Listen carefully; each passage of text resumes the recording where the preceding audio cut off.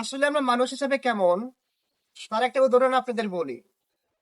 যেমন ধরুন, প্রার্থনা করার সময় আমরা ভাবি আল্লাহ তাআলা সবকিছু শুনছে, কিন্তু নিন্দা করার সময় আমরা এটা ভুলে যাই।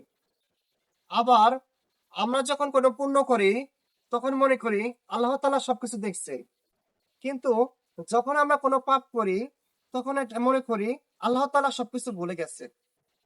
আবার ধরুন, যখন আমরা কাউকে কোনো কিছু দান করি তখন মনে করি আল্লাহ তাআলা চারপাশে সবকিছু দেখছেন, কিন্তু যখন কেউ চুরি করি তখন আমরা মনে করি আল্লাহ তাআলা এটা ভুলে গেছেন।